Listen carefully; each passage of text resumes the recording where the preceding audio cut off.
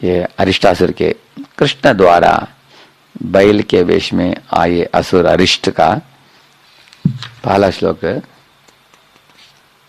श्री बादरायणिरुवाच अथ तर्ह्यागतो गोष्ठम् अरिष्टो वृषभासुरः महीं महाककुटकायः कंपयन् कुरविक्षताम्। इधर अरिष्टासुर जो आया था एक बहुत बड़े बैल के रूप में, उसके बारे में वर्णन है। थोड़ा बैकग्राउंड दे देता हूँ, उसके बाद हम कथा के अंदर हम प्रवेश करेंगे। क्योंकि गर्ग संहिता में और इधर गर्ग संहिता में बताया गया है पूर्व जन्म में ये अरिष्टासुर जो था एक ब्राह्मण था, उसका नाम था वरतंतु, और बृहस्पति का एक शिष्य था। वो एक दिन गुरु के समक्ष बैठते समय उसने अपने पाँव को ऐसे दिखाया, गुरु के सामने पाँव, दोनों पाँव को ऐसे रखा था। वो देखिए, आप लोगों ने पढ़ा होगा भगवान के शिव विग्रह के सामने जब हम लोग बैठते हैं हमारे पाँव को भगवान को नहीं दिखाना चाहिए। कभी कभी लोग जानते नहीं है, अनजाने से किया तो चलेगा, लेकिन भक्त बनने के बाद हम लोग बहुत प्रशिक्षण लिया है तो हम इस तरह की गलतियों को हम नहीं करेंगे। भगवान के शिव विग्रह के सामने अनेक विधि है, 32 विधि है ऐसे है। उधर चिल्लाना नहीं चाहिए, चीखना नहीं चाहिए, भागना दौड़ना नहीं करना चाहिए, भगवान के सामने है कुछ हंसी मजाक नहीं करना चाहिए। इस तरह मंदिर के हाल में सो नहीं जाना चाहिए भगवान के विग्रह जब खुला है, और व्यर्थ बातें गप्पा नहीं मारना चाहिए मंदिर के हाल में। ऐसे किसी और दूसरे व्यक्ति की प्रशंसा नहीं करनी चाहिए, और भगवान को अपने पीछे नहीं, अपने पीठ नहीं दिखाना चाहिए भगवान को। और इस तरह और दूसरे व्यक्तियों के साथ कैसे हमें बर्ताव करना चाहिए, थोड़ा कम आवाज में बोलना चाहिए, जोर से नहीं बोलना चाहिए किसी को। ऐसे अनेक विधि विधान है भगवान के शिव विग्रह के सामने भी। तो मैंने सुना मायापुर में राधा माधव मंदिर के निकट एक राजापुर में एक मंदिर है, उधर जगन्नाथ बलदेव सुभद्रा की सुंदर मंदिर है। एक बार हम लोग गए थे इस जनानिवास प्रभु के साथ, तो प्रभु जी ने एक लीला कथा बोलते बोलते एक कथा बताया उन्होंने। तो उस मंदिर में एक दूसरे धर्म के एक स्त्री आई थी। वो एक दिन वो आकर मंदिर के हाल में बैठ गई और दोनों पाँव को ऐसे रख दिया उन्होंने भगवान के सामने, ऐसे रख कर बैठी थी वो। तो ये लोगों ने सोचा कि ये दूसरे धर्म से आई है, ठीक है चलेगा, नो प्रॉब्लम, हमारे मंदिर तो सबके लिए खुला है, लेकिन इधर जो तरीके से बैठी है ये ठीक नहीं है। तो पुजारी आकर बोले कि माता ऐसे भगवान के सामने कोई नहीं बैठता, ये ठीक नहीं है, थोड़ा पाँव मुड़ लीजिए, नहीं तो अगर आपको पाँव दुख रहा है तो दूसरी दिशा में पाँव रखिए, भगवान को दिखाइए मत। वो हंस रही थी, क्या फर्क पड़ता है, हम दिखाएंगे, दिखाने से क्या फर्क पड़ता है, मैं परवाह नहीं करती हूँ, मैं ऐसे ही बैठती हूँ, कहीं भी जाती हूँ, ऐसे बोला उन्होंने। तो परवाह नहीं किया उन्होंने। लेकिन तो बाद में कोई भक्त आकर प्रसाद दिया उसको, जगन्नाथ बलदेव सुभद्रा, वो क्योंकि दूसरे धर्म की थी इसलिए उसने सोचा कि प्रसाद नहीं खाऊंगा, उसको फेंक दिया उधर, प्रसाद लिया हाथ में ऐसे बगीचे में फेंक दिया उन्होंने। तो करके चली गई, लेकिन घर जाते ही गर्मा गर्म उनका बुखार बढ़ गया। 102, 103, 104, 105 तक गया, ऐसे ऐसे बढ़ता गया और चिल्लाने लगी, चीखने लगी, उनके आंखें लाल लाल हो गए, तड़प रही थी बिस्तर में। अपने पति को उन्होंने बोला कि है कि अभी अभी मैं मंदिर में गई थी उधर। वो तो मंदिर में कभी जाती नहीं थी क्योंकि वो दूसरे धर्म की थी, दूसरे उनके धर्म के मंदिर में जाती थी वो उनके। लेकिन इधर उन्होंने सोचा कि इधर आकर मैंने कुछ अपराध कर दिया इसलिए भगवान मेरे से नाराज हो गए, इस तरह हो गया मुझे। तो पति ने उनको गाड़ी में बिठाकर तुरंत लेके गया। तो भगवान के सामने जाकर सर झुका उन्होंने और माफ़ी मांगा, प्रदक्षिणा किया, और वापस प्रसाद लेकर भगवान के आशीर्वाद लेकर खाया। तो तत्क्षण बुखार निकल गया उनसे, क्योंकि उसको छोड़कर डॉक्टर ने इतना दवाई दिया, दवाई से कुछ नहीं हो रहा था उनका। इतना दवाई खाने के बाद कुछ नहीं हो रहा था। लेकिन एक दो दिन के बाद जब बुखार इतना बढ़ गया, डॉक्टर ने बोला कि मरने ही वाली हो, 106, 107 हो जाएगा तो मर जाएगी वो, लेकिन मरी नहीं, भगवान का कृपा मिल गया, उन्होंने सिखाई। तो कभी कभी लोग गलत चीज़ों को करते हैं जिसके कारण उनको दंड भी प्राप्त होता है। ऐसे जैसा आपने सुना होगा उत्तर भारत में भी उत्तराखंड में एक देवी की मंदिर थी, उसको वो लोगों ने उधर से उखाड़ कर दूसरे स्थान में स्थानांतरित करने के लिए कुछ किया उन्होंने। ऐसे बहुत बड़ा बाढ़ आ गया इतना बाढ़ आ गया, अनेक लोगों को उठा कर लेके गया, आया था पेपर में ऐसे। तो कभी कभी इस तरह हम लोग भगवान के साथ डीलिंग करते समय वो गलती नहीं करना चाहिए। इसी तरह ऋषि मुनियों के साथ ये जो था शिष्य था उनके, वो वरतंतु जो था बृहस्पति का ही शिष्य था, लेकिन या तो इनअटेंटिवनेस असावधानी रखने के कारण, नहीं तो गर्व के कारण, नहीं तो आलसीपन के कारण कोई व्यक्ति इस तरह की गलतियां करता है। इसलिए न भजंती अवजानंती 2 शब्द इस्तेमाल किए गए हैं भागवत में। कभी कभी हम थोड़े केयरलेस होते हैं, असावधान होते हैं, जिसके कारण गलतियां ऐसे होते हैं। कभी कभी हम जानबूझकर अहंकार के कारण गलत करते हैं, वो भी होता है। जो भी हो, हर एक व्यक्ति को सुधरना चाहिए। तो बृहस्पति ने देखा इसको ये बहुत ढीला पड़ रहा है, इसको लग नहीं रहा है कि ये आश्रम में आया है प्रशिक्षण के लिए, लेकिन गंभीर नहीं है इसके इसमें आध्यात्मिक जीवन में, इसको इस तरह की अपराध करने वाले को उसको कुछ सबक मिलना चाहिए। तो बृहस्पति ने उनको बोला तुम बैठे हो एक बैल जैसे, इसलिए तुम एक बैल बनो, ऐसे बोला उन्होंने। तुरंत वो ईस्ट बंगाल में, बंगाल के पूर्व बंगाल में वो एक बैल बना उधर, और बाकी अनेक जो आसुरी बैल थे उनके संग में आकर ये भी बहुत बड़े असुर बन गया, ऐसा बताया गया है। तो ये ललित माधव में, अभी जो मैंने बोला गर्ग संहिता से है, ललित माधव में पौर्णमासी बताती है कि कंस के पास, कंस को एक बार एक न्यूज संदेश मिला था कि उधर कृष्ण के बारे में। तो सोचा कि मैं एक केशी और अरिष्टा ये दोनों को भेजूंगा, कृष्ण के बारे में थोड़ा रिसर्च करके, थोड़ा शोधन करके, कुछ विषयों को इकट्ठित करके आ जाओ करके। केशी नाम का एक घोड़ा और अरिष्ट नाम का बैल, दोनों बड़े बलशाली शक्तिशाली थे, दोनों को भेजा उन्होंने। तो तब केशी वापस लौट आया, बोला कि राधा और कृष्ण की महिमा बोला, वृंदावन में कितना उनके गुणगान किया जाता है, और इसका वर्णन बहुत विस्तृत रूप से किया कंस को। तब अरिष्टासुर ने कंस को सुझाव दिया, हे कंस तुम राधा रानी को तुम चोरी कर लो, ऐसे कंस को सुझाव दिया अरिष्ट ने। तब कंस ने सोचा ठीक है हम करेंगे, लेकिन कैसे करेंगे, पहले कृष्ण को खत्म करेंगे करके सोचकर उन्होंने शंकाचूड़ को भेजा। तो शंकाचूड़ इसलिए तो सब गोपियों को उठाकर लाने के लिए प्रयत्न कर रहा था। तो शंकाचूड़ लाया होगा कंस के पास, अगर बचता तो बचा नहीं था वो, कृष्ण ने मार दिया उसको। जब कंस फेल हो गया तब अरिष्टासुर को भेजा, किसने, कंस ने भेजा तब। तो रूप गोस्वामी प्रभु, रूप गोस्वामी पाद लिखते हैं कि जो अरिष्टासुर, वत्सासुर और केशी, ये सब लोग, ये लोगों ने देखा कि आप जितना गाय बछड़ों को प्रेम दिखाते हो, प्रेम के साथ उनके साथ व्यवहार करते हो, इस तरह सोचकर आपको देखकर, इसलिए इन 3 असुरों ने क्या किया, अपने सब अहंकार को छोड़कर उन्होंने इनका ही रूप धारण किया, ऐसा बताते हैं।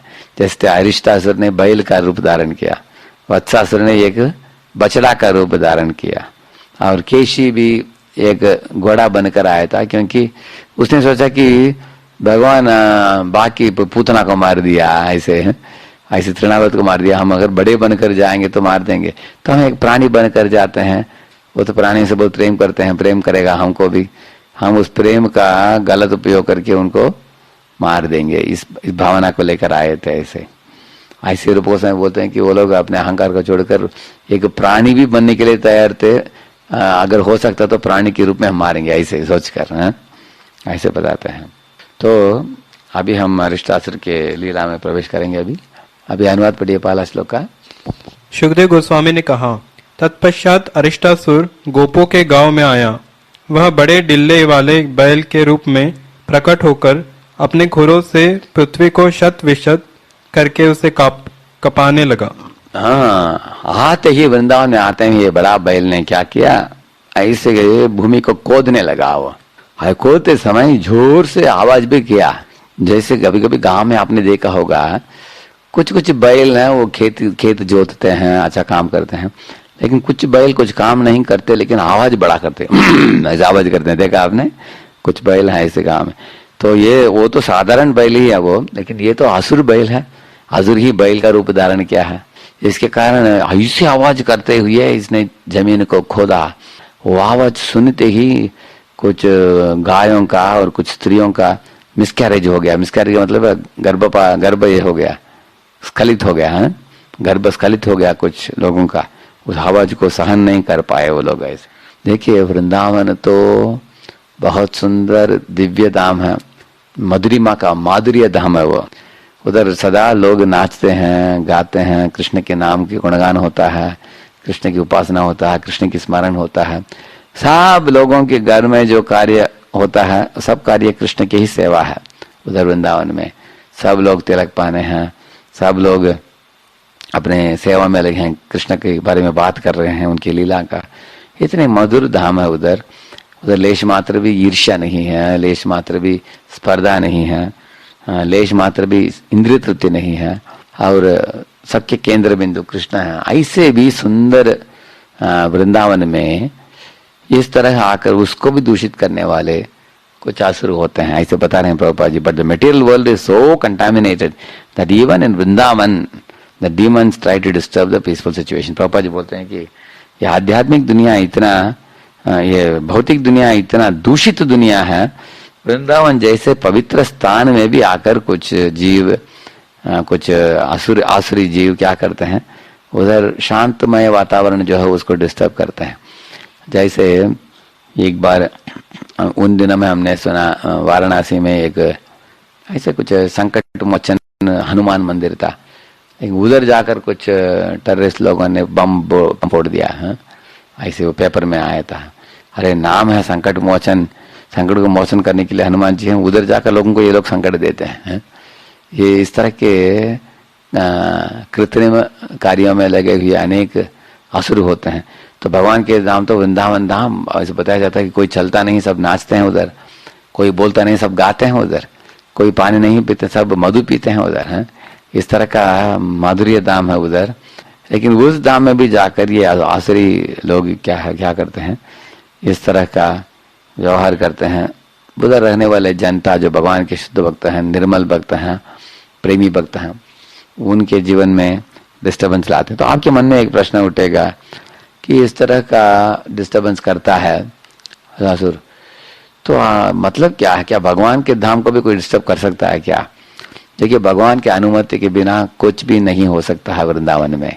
अगर भगवान छोड़ रहे हैं इन असुरों को, वो ये कारण के लिए ताकि ब्रजवासियां और भगवान के बीच में और प्रेमामय संबंध और बढ़ेगा। इन असुरों को आने से असुर के असुर भी मर जाएंगे, साथ साथ भगवान के भक्त भी खुश हो जाएंगे, और भगवान और भक्तों के बीच में प्रेममय संबंध भी जुड़ जाएगा, और पहले से भी ज्यादा प्रेम और घनिष्ठ हो जाएगा भक्तों का।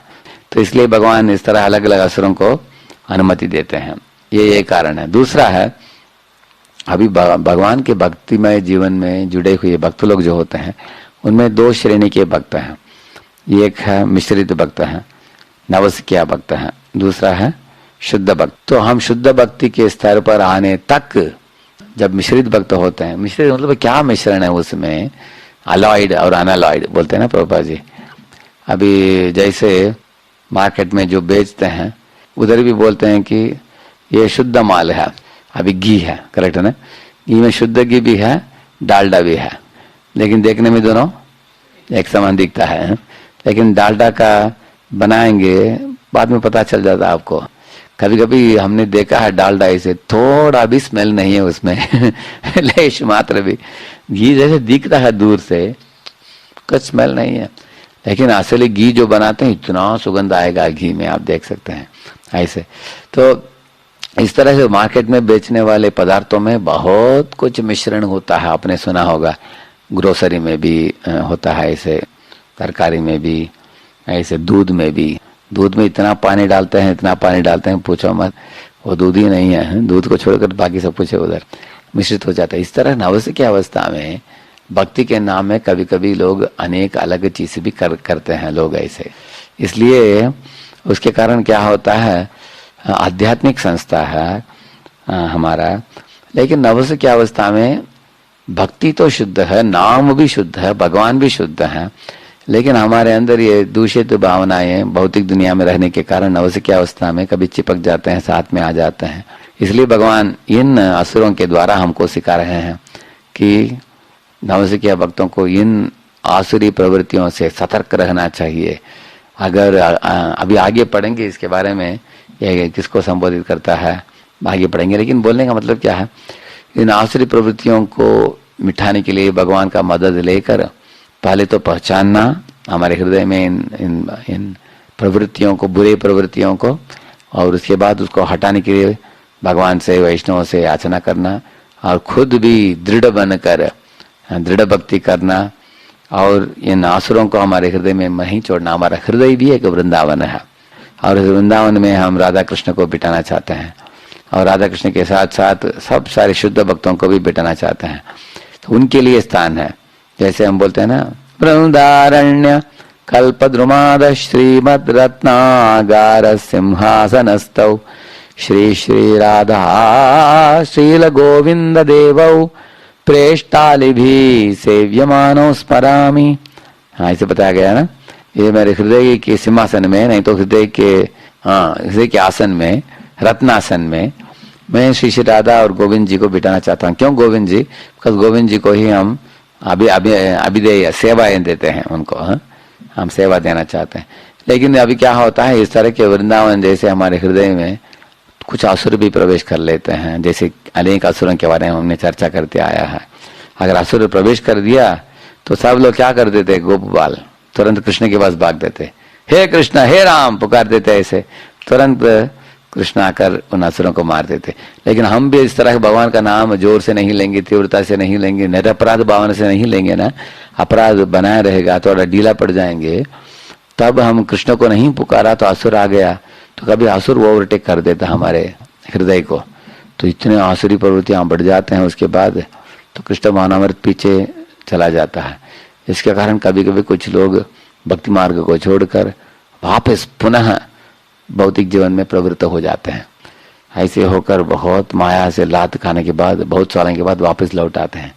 समय बीत गया, भक्ति में भी बहुत ढीले हो गए, अनेक माया से जुड़कर अनेक पाप कृतियों में लगे, उसके बाद बहुत लात खाया, लाफा खाया, ये सब प्राप्त करके थोड़ा सीख कर बहुत घाव होने के बाद वापस लौट आते हैं कुछ लोग हैं, इस दुनिया में देखा गया, अभाग्यशाली हैं। तो हम लोगों को भी दो चीज है, या तो हम भी वो लोग जैसे कर सकते हैं, नहीं तो बुद्धिमान लोगों को सुनकर सीख लेना चाहिए। अगर हम, एक लड़का था, वो गया चौथे माले में, उधर से हाथ में एक कोल्ड ड्रिंक बॉटल ले लिया, बोला कि मैं अभी कूद मारने वाला हूँ नीचे। उसके फ्रेंड्स ने बोला कि अरे मूर्ख, तुम क्यों कूद मार रहे हो, इधर से टांग टूट जाएगा। उसने बोला ऐसा है क्या, मैंने टीवी में देखा, शक्तिमान एडवर्टाइजमेंट में देखा, वो कूद रहा है स्लो मोशन में, तो मैंने भी सोचा ऐसे स्लो मोशन में कूदूं। वो बोले वो सिर्फ टीवी में दिखाते हैं, तुम नहीं कर पाओगे, तुम स्लो मोशन के लिए इधर से कूदो, तुम जल्दी गिर जाओगे नीचे है ना। अगर वो सुना उनकी बातों को तो टांग नहीं टूटता उसका, है कि नहीं। अगर सुना नहीं, वो कूदेगा, टांग टूटेगा, अस्पताल में एडमिट होगा, 3 महीना होगा, तब सीखेगा वो। कुछ लोग इतने निपट मूर्ख हैं, टांग टूटने के बाद भी, 3 महीने के बाद रिपेयर होने के बाद भी वापस चढ़ रहे हैं चौथे माले में। तुम पूछो उनको क्यों अभी चढ़ रहे हो, क्या करने वाले हो। उस समय एक एंगल से कूदा, अभी दूसरे एंगल में कूदेंगे, हम उधर से कूदा, इधर से कूदेंगे, ऐसे बोलते हैं वो लोग, मूर्ख लोग। इस तरह कुछ लोग किया हुआ गलत काम को बार बार करके और दुनिया में डूब जाते हैं। इसलिए जो भगवान का भक्त है उसके लिए बड़ा प्लस पॉइंट क्या है, उसको भक्तों का संग मिला है, भगवान का आश्रय भी प्राप्त हुआ है, हरिनाम प्राप्त हुआ है, चैतन्य महाप्रभु नित्यानंद प्रभु की कृपा है। इसलिए भक्त लोगों को अपने भक्ति, जो भक्ति का रत्न प्राप्त हुआ है, उसको बचा कर रखना पड़ेगा। अगर हम असावधान हो जाएंगे या तो आलसी पड़ जाएंगे, ढीला पड़ जाएंगे, जैसे गुरुजी ने बोला ना बृहस्पति ने, अरे तुम बैल जैसे बैठे हो, हाँ, इसलिए बैल बनो।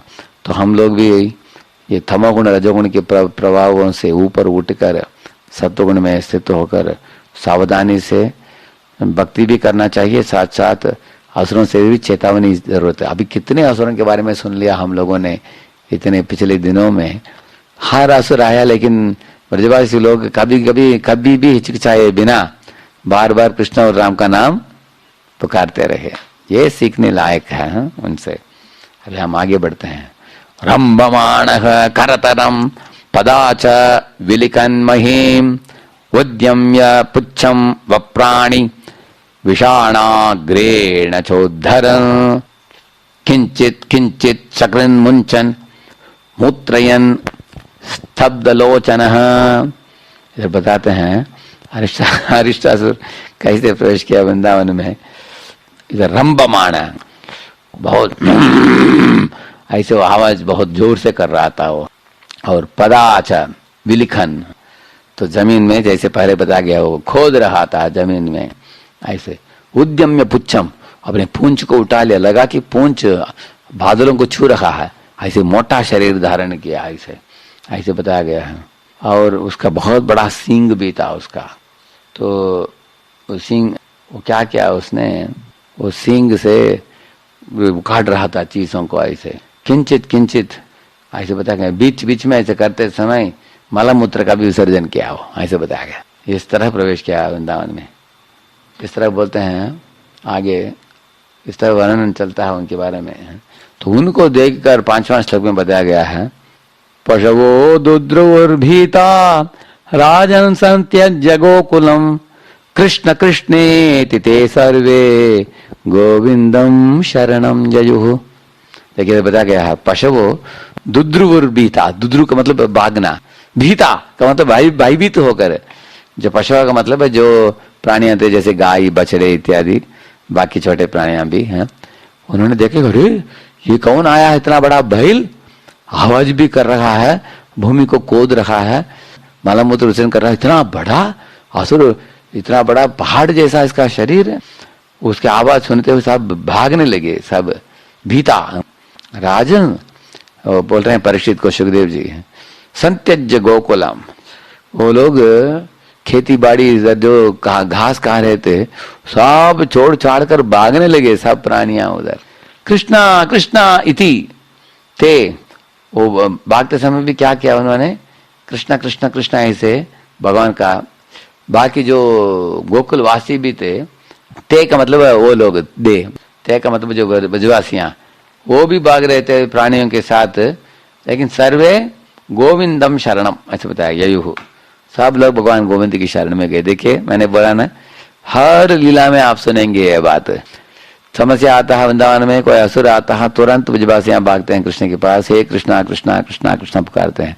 जैसे हम गोवर्धन लीला में सुना हमने, कृष्ण कृष्ण महाभाग त्वन्नाथम गोकुलम प्रभो त्रातुमर्हसि देवान् कुपितात् भक्त वत्सलः, ऐसे बताया, देखा ना आपने, उधर भी है। देवता कुपित हो गया, इसलिए हम आपकी शरण में आए हैं। और इसी बात अब सुनेंगे सब लीलाओं में। तो हम अपने नवस की अवस्था में यही सीखना है हमको भक्तों के संग में रहना है, और समस्या आते समय भगवान के पास भागना है, भगवान का नाम जोर से लेना है, निरपराध भावना से, निस्सहाय भावना से ये लेना चाहिए। समस्या आते समय भक्तों से दूर नहीं भागना चाहिए, भक्तों की ओर भागना चाहिए समस्या आते समय।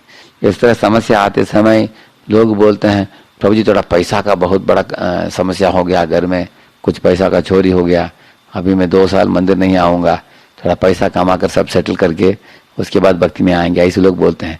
हमने देखा है दुनिया में, जब भी समस्या आता है किसी के जीवन में, पहला छूट किसको देते हैं, पहला चीज को करेंगे, करेंगे भक्ति को बंद कर देंगे और बोलेंगे इसको टिक करेंगे, उसको टिक करेंगे, हम आएंगे। बहुत बड़ा गलत बात है ये, क्योंकि उनको मालूम नहीं है कि हम भक्ति में गंभीर रहने से कितने खतरों से हम बच रहे हैं। जैसे जो लोग इस्कॉन में जुड़े हैं वो 4 नियम पालन करते हैं, मांस नहीं, जुआ नहीं, अवैध संग नहीं, नशा नहीं। ये सब बहुत बड़े बड़े आसुरी प्रवृत्तियां हैं। अगर हम लोग भक्ति को छोड़ देंगे, ये आसुरी प्रवृत्तियां हमारे ऊपर टूट पड़ेंगे। इसके कारण हमने देखा है जो भक्ति छोड़ दिया, कमजोर पड़ गया, भक्ति में छोड़कर चला गया, उसके अंदर बुरे आदतें आ जाते हैं, पाप कृतियों में भी लग सकता है और पैसा भी बहुत खर्चा हो सकता है, और उसके कारण शारीरिक दुख, मानसिक दुख भी होता है उसको, उसके लिए डॉक्टर के पास खर्चा करना होता है, अगले जन्म में भी दंड मिलेगा उसको। तो इसलिए हम ये आश्रय को छोड़ना नहीं चाहिए। एक व्यक्ति ये भक्ति में भक्तों की, भगवान की जो आश्रय प्राप्त हुआ है, इसलिए पुकार रहे हैं भगवान को इस श्लोक में ऐसे, कृष्ण कृष्णेति ते सर्वे गोविंदम शरणम जयुः। सब लोग भगवान गोविंद के शरण में गए। भगवान अपि तद्वीक्ष्य गोकुलम भय विद्रुतम मा भैष्टेति गिराश्वास्य वृषासुरम उपाह्वयत। देखिए, भगवान अपि तद्वीक्ष्य, वीक्ष्य मतलब देखना, भगवान ने देखा, हो मेरे सब भक्तों को कोई भगा रहा है, कोई डरा रहा है, कोई व्यक्ति, हाँ कोई असुर प्रवेश किया है नंद गोकुलम में, ऐसे देखा भगवान ने। गोकुलम भय विद्रुतम, तो इस तरह भयभीत करके सब लोगों को भगाने की योजना किया किसने, कोई मूर्ख है, कौन है? तो भगवान ने बोला उनको, माँ भयिष्ठा, डरो मत आप लोग, ऐसे उनको बोला। पहले भी बोला ना माँ भयिष्ठा, उस लीला में भी, इधर भी बोल रहे हैं भगवान माँ भयिष्ठा इति गिराश्वास्य, अपने मधुर वाणी के द्वारा उनको आश्वासन दिया भगवान ने। देखिए, भगवान की मधुर आवाज सुनते ही बच्चा शांत हो जाता है। एक बार हम हमारे मंदिर में एक फेस्टिवल का दिन था, बहुत बड़ा फेस्टिवल था, कुछ राधाष्टमी ऐसा कुछ फेस्टिवल था, उसमें माँ बाप आए थे, उसमें 3-4 हजार लोग आए थे, बहुत भीड़ बढ़ चा के, तो प्रवचन हो रहा था। तो एक बच्चा अपने माँ बाप से छूट गया है, माँ कहीं तो बैठी है, पिताजी कहीं तो बैठे हैं, वो छोटा बच्चा है, जोर जोर जोर से रो रहा था। वो हमारे अलग अलग भक्त उसको, छोटा किड था, तो अलग अलग भक्त उसको शांत करने के लिए प्रयत्न किया, उसको स्वीट दिया खाने के लिए, स्वीट खाते हुए रो रहा है वो, खाते खाते हुए ऐसे रोते हुए खा रहा है वो उसको ठीक नहीं कर पाया उसको। वो उन्होंने पूछा तुम्हारा नाम क्या है, बोल नहीं पा रहा, बहुत छोटा बच्चा है, तुम्हारा माँ बाप का नाम क्या है, क्या मालूम है क्या उसको, फोन नंबर है क्या तुम्हारे पास, फोन नंबर भी नहीं, कुछ मालूम नहीं है, पापा पापा चिल्ला रहा है वो, रो रहा है ऐसे है। तो एक भक्त ने बोला ठीक है उसको स्टेज में लेके जाइए। तो कोई महात्मा पुरुष प्रवचन दे रहे थे, कोई सन्यासी, तो बच्चे को स्टेज में लेके गए, 2 मिनट के लिए प्रवचन को रोक कर अनाउंसमेंट कर दिया कि किसी का बच्चा गुम गया, माँ बाप की तरह आ जाए। तो तुरंत माँ पीछे से उठ गई, ढूंढ रही थी वो बच्चे को, उधर वो सामने आ गई, बच्चे उनको देखते ही बहुत खुश हो गया, उसका आंसू पहुंच दिया, उन्होंने तुरंत उठा कर लेके गया, बच्चा शांत हो गया, प्रवचन जारी रहा। उसके बाद मैं क्यों बोला आपको, तो माँ की आवाज सुनते ही माँ ने हाथ खड़ा किया, बच्चे का नाम पुकारा, किधर से, पीछे से बच्चे का नाम पुकारा, बच्चे माँ को देखते ही कूद मार रहा ऊपर से स्टेज से। हमने बोला अरे कूदो मत, माँ आ जाएगी इधर तो माँ आ गई स्टेज के पास आकर उन्हें उठा कर लेके गया। तो माँ की मधुर आवाज सुनते ही बच्चे को आश्वासन मिल जाता है ना, हाँ अभी माँ का आवाज सुनाई दे दिया, अभी मुझे चिंता नहीं, मैं अकेला नहीं हूँ, मैं अनाथ नहीं हूँ, मेरी माँ आ जाएगी, मुझे लेके जाएंगी, मुझे सुरक्षा प्रदान करेगी। इस तरह से ब्रजवासियों को भी भगवान ने इधर बताया गया कि माँ वैष्टेति गिराश्वास्य, अपने मधुर वाणी के द्वारा उन्होंने आश्वासन दिया भगवान ने। वृषासुरम उपाह्वयत, तो ऐसे वो जो वृष का मतलब है ये जो बैल, तो बैल असुर को तभी भगवान ने उसको भी पुकारा। अभी इनको शांत किया भगवान ने, भक्तों को इनको शांत करके अंदर भेजने के बाद अपने घर में चले गए सब। तब मुड़कर देखा भगवान ने, बैल को बोला, बैल असुर को बोला, उन्होंने क्या बोला, गोपालै पशुभिर्मंद त्रासितैः किमसत्तमः महिषास्तरी दुष्टानां त्वद्विधानां दुरात्मनां। बोलते हैं गोप बाल और उनके साथ पशु जो गाय बछड़े होते हैं, ये सब होते हैं ना, तुम इन लोगों को क्या किया है, मंदा का मतलब ये मंद बैल बुला रहे हैं, त्रासित है कि तुम इनको डरा रहे हो, तुम किम असत्तमा, तुम्हारा लक्ष्य क्या है, ये असत्तमा, ये दुष्ट, ऐसे बोला भगवान ने।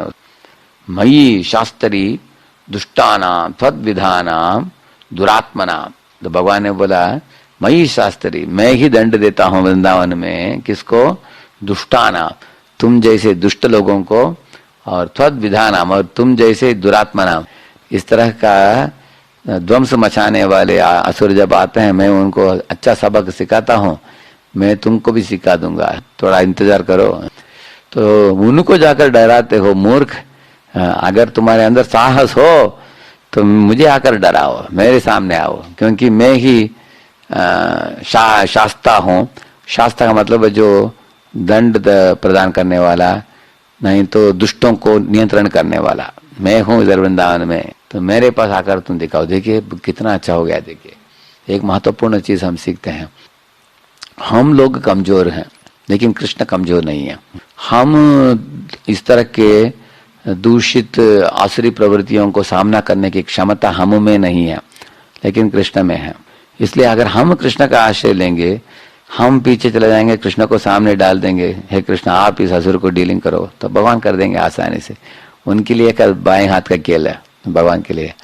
जैसे एक बार प्रभुपाद जी क्लास में बैठे थे, बोले कि मुझे माया कभी भी गिरा नहीं सकती है, ऐसे बोले Prabhupada ji, I can never fall down.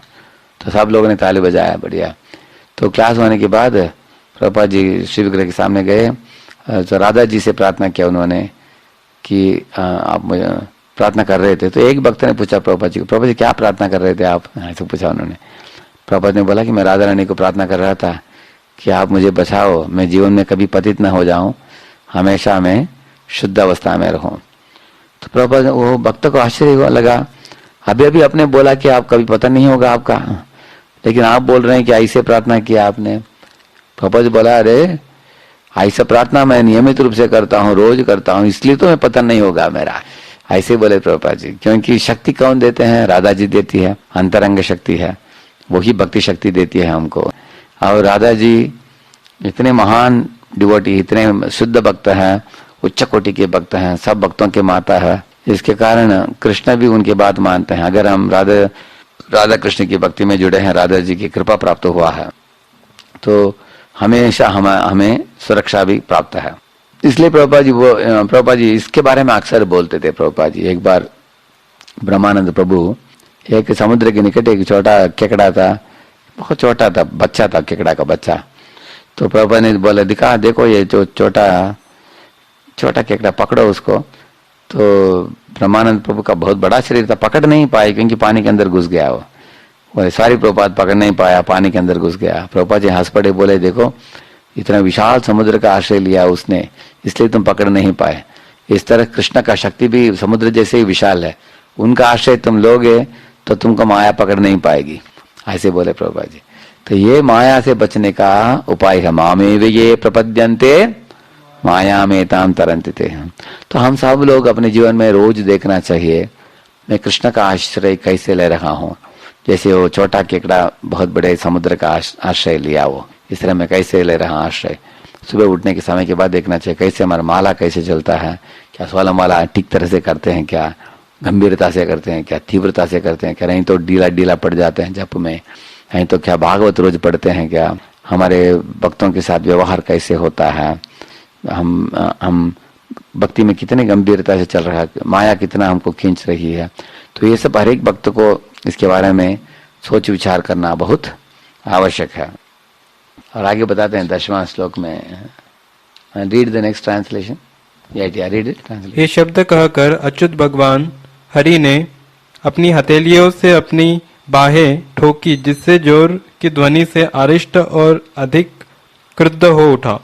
तब भगवान अपनी बलशाली सर्प जैसी बाह अपने एक सखा के कंधे पर डालकर असुर की ओर मुंह करके खड़े हो गए। हाँ, देखिए भगवान के साथ गोप बालक थे, ऐसे से भगवान ने ऐसे क्यों किया उन्होंने? वो आवाज को सुनकर किसको साहस मिल जाएगा? सब गोपों को। हाँ कृष्ण हमारे साथ हैं, इसलिए उन्होंने ऐसे आवाज किया और अपने हाथ भी एक गोप बालक के कंधे के ऊपर डालकर सामने जाकर खड़े हो गए। बैल इधर ही था, ऐसे ही खड़े हो गए, आमने सामने खड़े हो गए। बोला अभी क्या करना है तुमको, बताओ क्या आवाज कर रहे हो? ऐसे साहस था भगवान को। ऐसे उनको जाकर पूछा। सोप्येवं कोपितोऽरिष्टः कूरेणावनिम् उल्लिखन् उद्यत्पुच्च भ्रमन् मेघः क्रुद्धः कृष्णम् उपाद्रवत्। इस तरह उकसाने पर अरिष्ट ने अपने एक खुर से धरती कुरे दी और तब वह क्रोध के साथ कृष्ण पर झपटा। ऊपर उठी हुई उसकी पूंछ के चारों ओर बादल मंडरा रहे थे। मतलब बहुत बड़ा रूप धारण किया होगा वो। आगे बढ़िए और एक 10वां।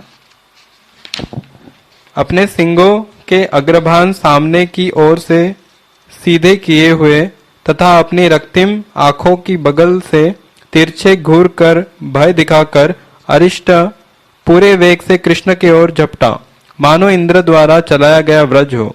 हाँ देखिए, इंद्र से चलाया हुआ वज्रपात सीधा आकर किसी के वक्षस्थल पर फाट करके मारे, तत्क्षण मर जाएगा ना कोई भी है।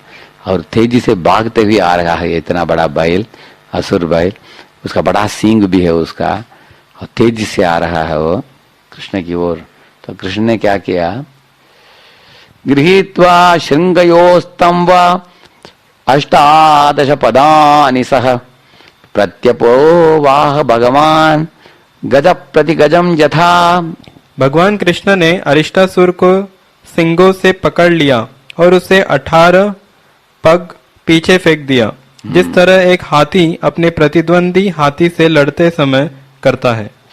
उनको 18 स्टेप उनके सिंग पकड़कर फेंक दिया भगवान। आगे बढ़िया। और इस प्रकार भगवान द्वारा पीछे धकेले जाने पर वृषासुर फिर से उठ खड़ा हुआ और हाफता हुआ तथा सारे शरीर पर आए पसीने से तर अचेत क्रोध में आकर उन पर झपटा। उसको पसीना छूटने लगा, ऐसे असुर श्वास भी ले रहा था। फिर भी दूसरी बार उसने सोचा अभी मैं छोड़ूंगा नहीं, दूसरी बार मैं आक्रमण करूंगा। ऐसे उठकर वापस तेजी से भागते हुए आया, जैसे इंद्र के वज्र जैसे भागते हुए आया। उस समय क्या हुआ, तम मापतंतम सनिगृह्य शृंगयोः पदा समाक्रम्य निपात्य भूतले निष्पीडयाम आसयतार्द्रमंबरम कृत्वा विशानेन जघानसो अपतत। पढ़िए। जो ही अरिष्ट ने आक्रमण किया, भगवान कृष्ण ने उसके सिंग पकड़ लिए और अपने पांव से उसे धरती पर गिरा दिया। हाँ, अभी पहली बार उन्होंने सिंग पकड़कर ऐसे उल्टा क्या ऐसे किया, वो धड़ाम करके नीचे गिर गया वो असुर जमीन में। आगे। तब भगवान ने उसे ऐसा लताड़ा मानो कोई गिला वस्त्र हो, और अंत में उन्होंने उसका एक सिंग उठाकर उसी से सब उसकी तब तक पिटाई की जब तक वह दंड के समान धराशाही नहीं हो गया। जैसे आपने देखा हो दो भी लोग ऐसे कपड़े मारते हैं, पाट पाट करके मारते हैं ना, ऐसे भगवान ने उनको लात दिया और उसका ही एक सिंग को तोड़कर उसको हाथ में लेकर ही मारे, पाट पाट करके उसको मारे। भगवान ऐसे मारा है। आगे 14। रक्त वमन करते तथा बुरी तरह से मलमूत्र त्याग करते, अपने पांव पटकते तथा अपनी आंखें इधर उधर पलटते अरिष्टासुर बड़ी ही पीड़ा के साथ मृत्यु के धाम चला गया। भगवान की जय। देवताओं ने कृष्ण पर फूल बरसाकर उनका सम्मान किया। और 15वां पढ़िए। इस तरह अरिष्ट नामक वृषासुर का वध करने के बाद गोपियों के नेत्रों के लिए उत्सव स्वरूप कृष्ण बलराम सहित ग्वालों के ग्राम में प्रविष्ट हुए। ये ममकुगुड्मिनं हत्वा स्तूयमान द्विजातिभिः विवेश गोष्ठम सबलो गोपीनाम नयनोत्सवः। सुंदर है। तो वही अपने अभी पढ़ा कि वो अरिष्टासुर का वध देखकर उधर जब गोपियां देख रही थी के लिए नयनोत्सव है, ऐसा बताया गया है। भगवान जो गोपियों के लिए नयनोत्सव है, वो वृंदावन में प्रवेश किया बलराम के साथ, ऐसे बताते हैं। यह क्यों इधर बताया गया है इस तरह है, क्योंकि अपने भक्तों के साथ भगवान कोमल फूल के बराबर है वृंदावन में, लेकिन असुरों के साथ भगवान एक बहुत बड़े वज्र के बराबर है। वज्रादपि कठोरम कुसुमादपि कोमलम, ऐसे बताया गया। ये हमारा बड़ा सौभाग्य। हम अगर भगवान कृष्ण के भक्त बनेंगे तो हमारे साथ भगवान ऐसे भक्तों के साथ डीलिंग करेंगे जो एक कोमल फूल के बराबर। लेकिन अगर हमारे अंदर आसुरी प्रवृत्तियां हो, कुछ कुटिनाटी हो, कुछ धोखाबाजी हो, तो उसके साथ भगवान कैसे डीलिंग करेंगे? वज्र के समान। इसलिए कभी कभी नवस की अवस्था में भक्त लोगों का अनुभव है कि थोड़ा भक्ति में तकलीफ होता है, माला में रुचि नहीं आता। कभी कभी भक्ति मार्ग में अरे सुबह जल्दी उठना है, ठंडी के मौसम में कैसे उठेंगे? तो भक्तों को अनर्थ होने के कारण भक्ति मार्ग में तकलीफ महसूस होता है। लेकिन अगर हमारे अनर्थ रूपी असुरों को हम मिटा देंगे तो परम आनंद ही आनंद है भक्ति मार्ग में। क्योंकि आप देख सकते हैं भक्तों के साथ भगवान कैसे व्यवहार करते हैं, ये बताते हैं इधर। तो 16वां, अद्भुत काम करने वाले श्री कृष्ण द्वारा अरिष्टासुर का वध हो जाने पर नारद मुनि राजा कंस से बतलाने लग गए। दैवी दृष्टि वाले इस शक्तिशाली मुनि ने राजा से इस प्रकार कहा। हम अरिष्टासुर के बारे में थोड़ा सीखेंगे कुछ बात है। अरिष्टासुर बेईमान व्यक्तियों द्वारा आविष्कृत मिथ्या धर्म आचरण के कारण उत्पन्न अहंकार जो भक्ति से दूर करता है। ये बताते हैं हम अरिष्टासुर से सीखने लायक महत्वपूर्ण सीख है इधर। बेईमान व्यक्तियों के द्वारा आविष्कृत मिथ्या धर्म के बारे में बताते हैं आचरण। इसके बारे में और विस्तृत रूप से हम देखेंगे। देखिए अनर्थ के बारे में इधर लिखा है, जो स्वार्थी धर्म ध्वजी होते हैं को अंग्रेजी में शो बॉटल डिवोटीज बोलते हैं। इसका मतलब क्या है? बाहरी दृष्टि से वो लोग धर्म के लक्षणों को धारण करते हैं, लेकिन असली रूप में वो धर्म को पालन नहीं करते हैं। ये बनावटी धर्म नहीं तो ये दिखाना कि मैं धार्मिक हूँ, लेकिन जीवन में असली रूप में धर्म को ना उतारना, इसको बोलते हैं धर्मध्वजी। जैसे कभी कभी लोगों का वेशभूष, उनके बोलचाल इत्यादि ऊपर ही ऊपर दिखता है कि बड़े धार्मिक व्यक्ति हैं, लेकिन अंदर कुछ अलग है। जैसे आपने ये कहानी सुना होगा, महाभारत में पढ़ते हैं। एक बार एक बिल्ली था, वो बिल्ली जो था हाथ में कमंडलू लेकर, एक लकड़ी ऐसे हाथ रखते हैं ना, एक लकड़ी, उसको भी लेकर पूरा भस्म पहन लिया माथे के ऊपर, शरीर के ऊपर, पूरा रुद्राक्ष भी पहन लिया। ऐसे पहन कर एकदम शांत हो गया। तो ऐसे शांति से बैठा था, सब सारे चूहे उधर थे, सैकड़ों चूहे, उनके बीच में आपस में चर्चा होने लगा। अरे हमारे बिल्ली देखिए, इतने सालों से अनेक चूहों को खाते थे, अभी एकदम शांत हो गया अभी। तो ये एक चूहा था, बुद्धिमान था, वो गया उनके पास, पूछा कि जी आजकल आप अलग ही दिख रहे हैं, पूरे भस्म पहना है अपने शरीर में, रुद्राक्ष डाला है, मतलब क्या है? तब बिल्ली ने बोला, देखिए मैंने जीवन में बहुत कुछ पाप कर लिया है, आपके चूहा के समूह से इतने चूहों को खाया मैंने, मुझे बहुत पछतावा हो रहा है अभी, पता नहीं नरक में जाकर मुझे क्या दंड मिलने वाला है। इसलिए मैंने सोच लिया है कि अभी मैं एक तपस्वी बनूं, इसलिए तो ऐसे वेशभूष पाना है। अभी मैं जाता हूँ, नदी में जाता हूँ, नहाता हूँ, बैठकर तपस्या करता हूँ, थोड़ा पानी पीकर सो जाता हूँ। हम आजकल वेजिटेरियन हो गए हैं, कुछ खाते नहीं, एकदम सरल जीवन, ऊंचा विचार ऐसे बिताते हैं। ऐसा है क्या? ऐसा है क्या? बड़ी बहुत अच्छी बात है, आपने एक शुभ संदेश दिया हम लोगों को। वो जाकर चूहा बता दिया सबको, ऐसे सब सारे चूहे सुन लिया। तो उसके बाद चूहों ने सोचा कि अभी डर ही नहीं है हमको, हम इधर उधर घूम सकते हैं, वो बिल्ली के सामने भी घूम सकते हैं, क्योंकि वो खाने वाला नहीं है, अभी बदल गया ना, वो अच्छा हो गया करके उन्होंने सोचा ऐसे। तो ऐसे घूम रहे थे सब चूहे, ये भी चुप रहा। तो कुछ चूहे भी उसे बात भी करते थे बीच में उसके साथ, सोचा कि ये तो शांत हो गया, बुढ़ा हो गया अभी, ऐसे सोचकर। तो एक दिन उसने एक चूहे को बोला कि देखिए आजकल मेरा शरीर बहुत कमजोर हो रहा है, कोई हाथ पकड़कर मुझे उधर नदी में छोड़ देगा तो कितना अच्छा होगा। तो एक चूहा बोला, आप चिंता मत कीजिए, मैं छोटा हूँ, मैं आऊँगा आपके साथ, आपको सपोर्ट दूंगा, मैं नदी तक आता हूँ। तो ऐसे नदी तक जाकर छोड़ा। तो ये बुद्धिमान चूहा ने देखा कि पिछले एक हफ्ते में 6 चूहे गायब हो गए हमारे ग्रुप में हैं। तो लीडर को जाकर अनाउंस कर दिया, अरे 6 चूहे मिस हो गए हैं कैसे? तो दूसरे चूहे ने बोला कि अरे देखो, जो भी यह है कि हफ्ता में 6-7 चूहे जो दिखाई नहीं दे रहे हैं, मर गए हैं, वो ही लोगों ने इसके हाथ पकड़कर क्या किया, नदी की ओर लेके गया। मतलब क्या है, नदी तक जाता था, उधर कोई नहीं होते थे, खा लेता था उनको, ऐसे ऐसे डोंगीबाजी करता था ऐसे। तो अब सबको अनाउंसमेंट हो गया कि अरे ये बड़ा खतरनाक व्यक्ति है, पहले तो ये भागते हुए पकड़ता था हमको, अभी थोड़ा बुढ़ा हो गया, लेकिन फिर भी क्या कर रहा है, अभी बुद्धिमत्ता से ऐसे कुछ षड्यंत्र रचाया है जिससे हमारे समूह से रोज एक एक खाता जाएगा ये है?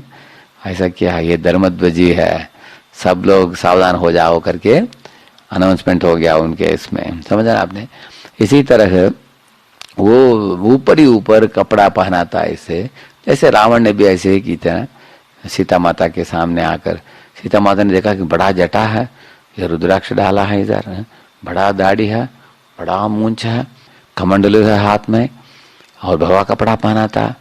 तो सीता माता ने सोचा कि अरे ये तो जंगल में कोई ऋषि हैं और मेरे दरवाजे में आए हैं, इनको मैं अभी थोड़ा फल इकट्ठित करके एक प्लेट में इनको खिला दूं, ये तो दान देने के लिए बहुत बड़ा मौका मिला मुझे। सीता माता खुश हुई।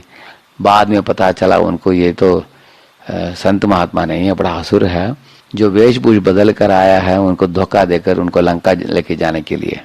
ऐसे तो इस तरह के यही बोलते हैं, धर्मध्वजी बोलते हैं उसको। तो ऐसे धर्मध्वजी को ही संबोधित करता है कौन, अरिष्टासुर। ऐसे तो धर्मध्वजी कौन है इधर बताते हैं आचार्य का ना, weak minded persons who take to the unconventional method of seva for the purpose of gratifying their senses, which it is not possible to do under the method of regulated service। ये क्या बताते हैं, हमारे संस्था तो भक्ति मार्ग का संस्था है, लेकिन जो कमजोर लोग हैं भक्ति में, उनको भक्ति मार्ग में जो खास चीजें सिखाए जाते हैं उनको उसमें सुख नहीं प्राप्त होता। अगर आप बोलेंगे सुबह मंगल आरती में आओ, नहीं, उनको अच्छा नहीं लगता। नाम जब वो भक्तों के साथ बैठकर सोना माला अच्छा नहीं लगता। भागवत क्लास बैठकर सुनो, रुचि नहीं है उसमें सुनने के लिए। ठीक है, भगवान की शिव ग्रह पूजा आराधना करो, समय किधर हमारे पास, समय नहीं है, ऐसे बोलेंगे वो। लेकिन आप देखेंगे ये स्मार्टफोन लेकर इतना समय बिताते हैं स्मार्टफोन के साथ, इतना व्हाट्सएप मैसेज भेजेंगे लोगों को, इतना प्रजल्प करेंगे लोगों के साथ, और इस संस्था में सेवा के नाम में अनेक उटपटांग चीज, नया चीज करेंगे ऐसे जो भक्ति से सीधा जुड़ा हुआ नहीं है। बोलेंगे कि हम भक्ति हमारे ये संस्था को वर्धन के लिए हम करना चाहते हैं, लेकिन ऐसे कार्य में जुड़ते हैं जो भक्ति सीधा भक्ति से जुड़ा नहीं है, जिसके कारण वो ही चीजें उनके भक्ति में बाधा डाल सकते हैं। ऐसे हो सकता है उसके ही कारण। मैं खास में उदाहरण नहीं दे रहा हूँ क्योंकि कुछ लोग ना समझे, सोचे कि हम किसी को दोषारोपण कर रहे हैं, इसलिए मैं नहीं बोल रहा हूँ। नहीं तो आप समझ सकते हैं कि कोर एक्टिविटीज जो भक्ति मार्ग में प्रभुपाद जी ने दिया है। प्रभुपाद जी हमेशा बोलते हैं बोलो कृष्ण, भजो कृष्ण, करो कृष्ण शिक्षा। आप कृष्ण का नाम लो, कृष्ण की पूजा आराधना करो और कृष्ण की शिक्षा का प्रचार प्रसार करो। चैतन्य महाप्रभु ने यही बोला कुर्म ब्राह्मण को भी, सदा नाम लैबा, हमेशा नाम जपो भगवान का और प्रचार करो, इस दिव्य ज्ञान को दूसरों को दो। लेकिन हमारे संस्था को अनेक लोगों को पहुंचाने के लिए हमारे संस्था में बहुत बड़े बड़े मंदिरों को बनाया गया है, बहुत विविध तरह की एक्टिविटीज चालू किया गया है। लेकिन आजकल देखा जाता है कि लोग भक्ति के नाम में बहुत कुछ आ चुके हैं आजकल, तो आप खुद ही देख लेना। लेकिन हम अगर भक्ति मार्ग के कोर एक्टिविटीज जो हैं, जो श्रवणम और कीर्तनम और स्मरणम, इन एक्टिविटीज में गंभीरता से नहीं जुड़ेंगे तो वो जो पेरिफेरल एक्टिविटीज बोलते हैं उसको, जो वो खास भक्ति मार्ग की एक्टिविटीज नहीं है, वो पेरिफेरल है। जैसे एक दो उदाहरण देने से ही हम समझेंगे। जैसे प्रभुपाद जी बोलते हैं प्रोफेशनल रिसाइटर्स लोग होते हैं, वो लोग कभी कभी भागवत के दशम स्कंद के ऊपर पूरा 7 दिन रास नृत्य के बारे में बोलते हैं। वो उस भागवत कथा को आयोजन करने वाले कभी धनी लोग होते हैं, वो कभी कभी लाखों रुपया खर्चा करके बहुत बड़ा पंडाल बनाते हैं। वो अपने नाता रिश्ता सब लोगों को बुलाते हैं, घर वालों को, 1000 लोग आते हैं, सब टिप टॉप कपड़े पहन कर आते हैं उस कार्यक्रम में। ये स्टेज में वक्ता को जब बिठाते हैं उनको कुछ टर्बन वगैरह पहनाते हैं, नहीं तो मुकुट पहनाते हैं, उनको रेशम का कपड़े से उनको आदर सम्मान देते हैं।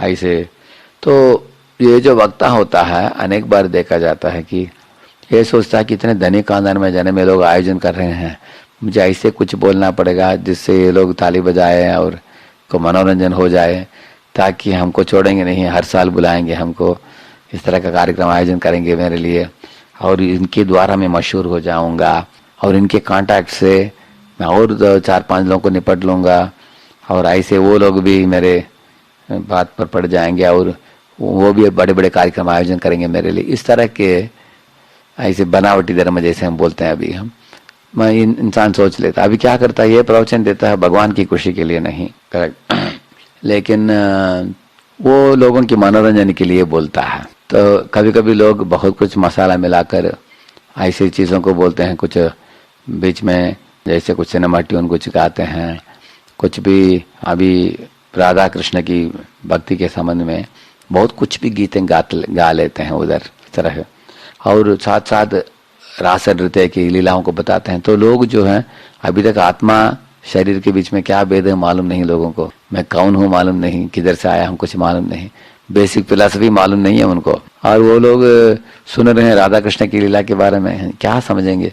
तो लोग भी अच्छे अच्छे टिप टॉप कपड़े पहन कर आते हैं, सोच रहे हैं कि मैं राधा हूँ तुम कृष्ण हो, हम दोनों प्रेम करेंगे, इस तरह की भावना से सुनते हैं लोग, मनोरंजन के लिए सुनते हैं।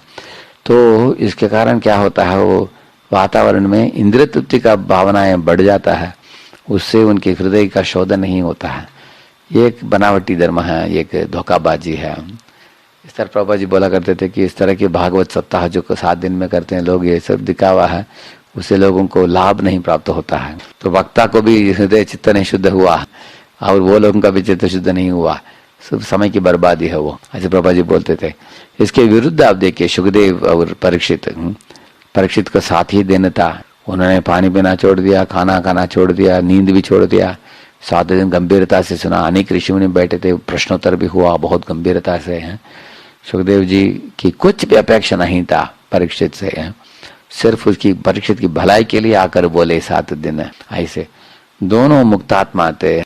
तो इसके कारण आप देखेंगे भागवत कितना सुंदर निकला, भगवान के गुणगान इतना। तो हम लोग भी समझ लेना चाहिए कि हम इस संस्था में आए हैं किस लिए। आध्यात्मिक संस्था का मतलब है आपको इस भौतिक दुनिया से आध्यात्मिक दुनिया कैसे जाने का वो मार्ग बताएगा, how to go from material world to spiritual world. जैसे ये देवहूति बताती है ना, देवहूति बताती है, तम त्वागताहम शरणम शरण्यम स्वभृत्य संसार तरोह कुठारम। वो बोलती है कि हे भगवान आप एक कुल्हाड़ी हो जिससे मैं, ये पेड़ जो है उल्टा पेड़ है जिसका मूल ऊपर है डालियां नीचे हैं, वो भौतिक दुनिया है, उसको मैं काट कर मैं भगवत धाम जा सकती हूँ, ऐसे बोलती है वो। और एक श्लोक में बोलती है सच्चक्षुर्जन्मनामन्ते लब्धम में त्वदनुग्रहात्। आप ही सद चक्षु हो, आप ये तो चर्म चक्षु है, लेकिन आप ऐसे कथा दे रहे हो जिससे मुझे सत चक्षु मिल रहा है, दिव्य चक्षु मिल रहा है मुझे, वो दिव्य चक्षु से मैं देख पाऊंगी भगवान को और सब सत्य को देख पाऊंगी ऐसे। तो गुरु जो होते हैं वो सत चक्षु होते हैं, दिव्य चक्षु देते हैं, वो एक कुल्हाड़ी जैसे हैं जिससे हम कुल्हाड़ी की दिव्य ज्ञान से हम इस भौतिक दुनिया को काट कर ऊपर भगवत धाम लौट सकते हैं। और गुरु ये एक दुष्पार स्याद्य पारघम बोलती है, वो एक नाव जैसे हैं गुरु। तो गुरु की सहारा लेकर हम भौतिक दुनिया को पार करके, संसार सागर को पार करके भगवत धाम में जाकर नित्य सेवा में लग सकते हैं हम। इस तरह हमें समझना चाहिए कि धर्म इसलिए है, इस तरह के धर्मध्वजी लोग धर्म की लक्ष्य को ही भूल जाते हैं, ऐसे बताते हैं। इधर बताते हैं many weak-hearted people give up the path of regulative principles and enter the path of attachment. When they are unable to realize the soul's spiritual attachment, they behave like Aristasur. देखिए अनेक लोग भक्ति मार्ग में जुड़ते हैं और इधर अनेक विधि विधान है, लेकिन अगर आसक्ति छूटता नहीं है उनको, कारण क्या है, वो आसक्ति का पोषण देते रहते हैं, भौतिक आसक्तियों का।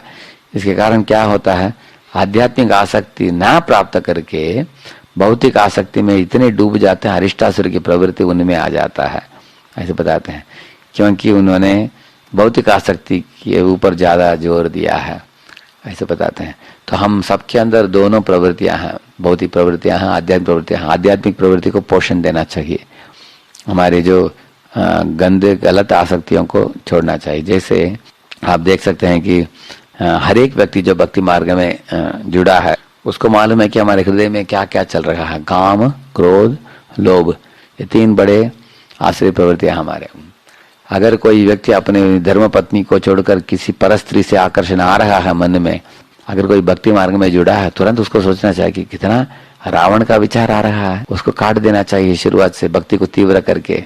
ऐसे इसी तरह अगर कोई व्यक्ति दूसरे भक्त के प्रगति को देखकर ईर्ष्या आता है मन में, सोचना चाहिए कि मैं बड़ा लोभी बन रहा हूँ, लोभ भावना को मैं त्याग दूं। ऐसे इस तरह हम लोग ये निम्न गुण हमारे मन में जब आसुरी प्रवृत्तियां उठते हैं, कृष्ण का नाम पुकार कर कृष्ण का आश्रय लेकर हम उनको भगा सकते हैं। तो ये बोलते हैं कि आचार्य बताते हैं कि दो तरह के धर्मध्वजी हैं, एक है डोंगी, दूसरा है धोखा खाने वाला। तो धोखा देने वाला, धोखा खाने वाला, दो लोग हैं, दोनों धर्मध्वजी बोलते हैं। क्यों?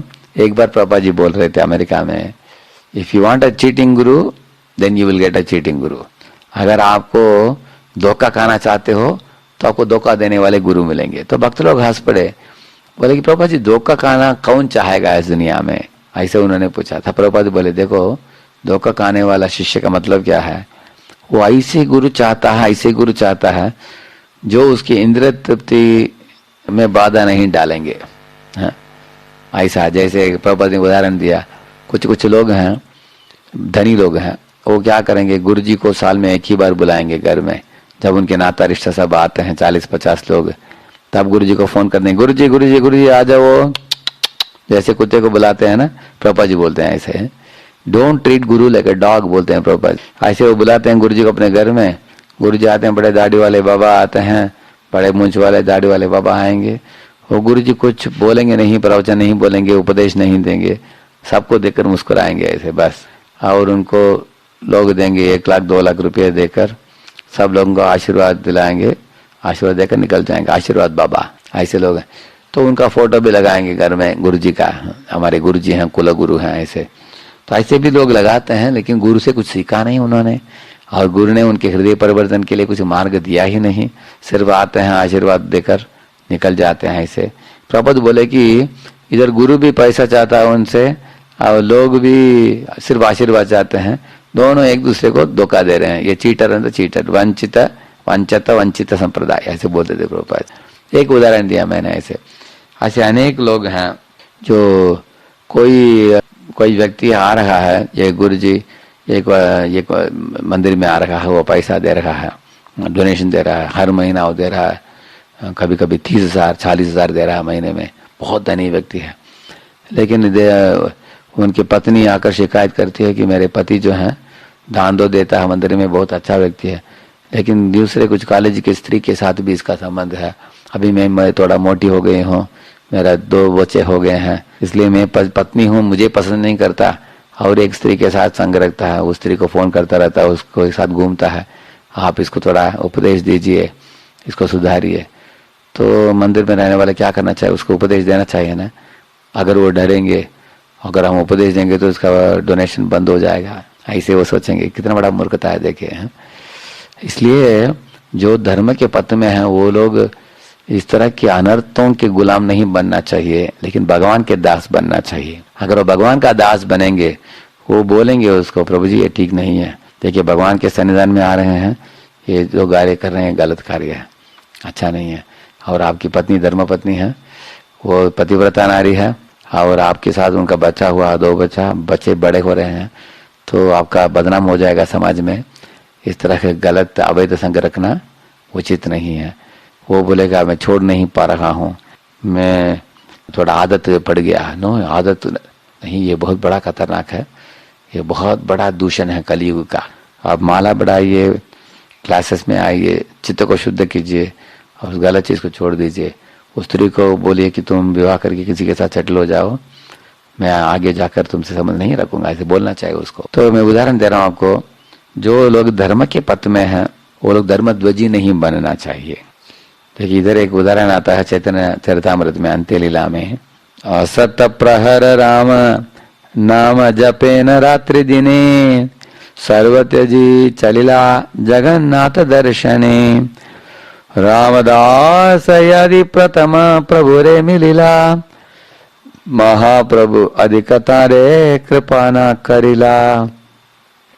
अंतरे मुमुक्षुते हो विद्या गर्भवान, सर्वचित्त ज्ञाता प्रभु सर्वज्ञ भगवान।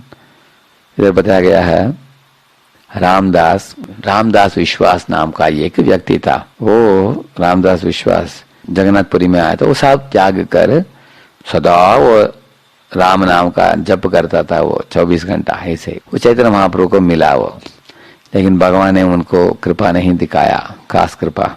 ये पहला मीटिंग था उनके साथ, लेकिन भगवान चैतन्य महाप्रभु ने सर मोड़ लिया, उनके साथ ठीक तरह से व्यवहार नहीं किया, बात नहीं किया। कारण क्या है? तो हृदय में रामदास ने सोचा, उनके हृदय में कौन था रामदास? वो एक निर्विशेषवादी था। वो उसकी इच्छा था कि राम नाम जप जप कर मैं राम में लीन हो जाऊंगा, ब्रह्म में लीन हो जाऊंगा, ऐसे था वो अंदर ही अंदर हृदय में बड़ा गर्वी भी था। उसको अपने शिक्षा के ऊपर बड़ा गर्व था, मैं बहुत पढ़ा लिखा हूँ, बहुत जानता हूँ शास्त्र ऐसे। तो महाप्रभु ने ये दो चीजों को देखा, गर्व है इसके हृदय में, साथ साथ निर्विशेषवादी है, इसका भक्ति एक डोंगीबाजी है।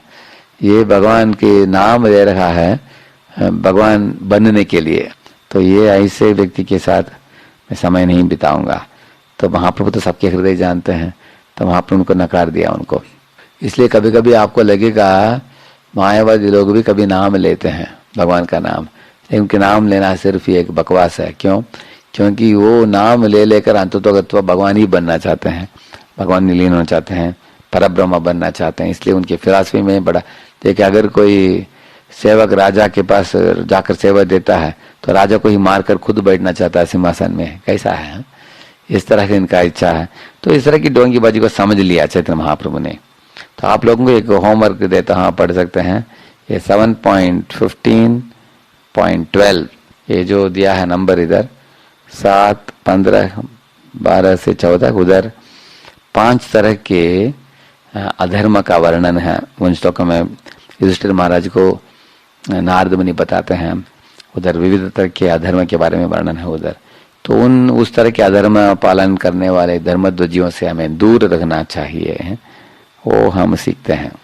तो इस तरह आज के सत्र में हमने अरिष्टासुर के बारे में सुना, और अरिष्टासुर कैसे धर्मध्वजियों को संबोधन करता है। अभी देखिए ये अरिष्टासुर आकर क्या किया, इसने वृंदावन में देखा, आपने बड़ा आवाज भी किया, भूमि को भी खोद रहा था, सबको डरावना किया। इसी तरह धर्मध्वजी लोग कभी कभी धार्मिक संस्थाओं में आकर लोगों को गलत पथ में लेके जाते हैं और भक्ति मार्ग में बाधा डालते हैं दूसरे के भक्ति में आगे बढ़ने में। क्योंकि ये जो लोग धोखा खाते हैं बड़े अभाग्यशाली है कि नहीं? अगर हमारे ऊपर वाले जो हमारे शिक्षा गुरु, दीक्षा गुरु, ये लोग सत पथ को पकड़कर चल रहे हैं तो हम बड़े भाग्यशाली हैं। क्योंकि वो सत पथ से ना हटकर उसी पथ में महाजनों के अनुगामी बनकर जाते हो तो भगवत धाम वो भी पहुंच जाएंगे, हम भी उनके पीछे पीछे हम भी पहुंच जाएंगे। अगर वो सत पथ से हटकर इस तरह के धर्मध्वजी बनेंगे तो हमारा बहुत बड़ा अभाग्य है। तो हमें हमेशा देखना चाहिए, खुद को भी देखना चाहिए, दूसरे वैष्णव को भी देखना चाहिए, हम किस धर्मध्वजियों के चंगुल में हम ना पड़े। अगर हमारा उनके साथ अटैचमेंट भी हो, अगर कोई व्यक्ति देखते हैं कि धर्मध्वजी, उससे थोड़ा हटकर दूसरे वैष्णव से संबंध जोड़ लेना चाहिए ताकि हम सुरक्षित रहेंगे। ये बहुत बड़ा जहाज बनाया है प्रभुपाद जी ने इस्कॉन का। इस जहाज में हम शांति से अंदर रहकर सब भक्तों के संग में रहकर हम भगवत नाम लौट चलेंगे। श्रील प्रभुपाद की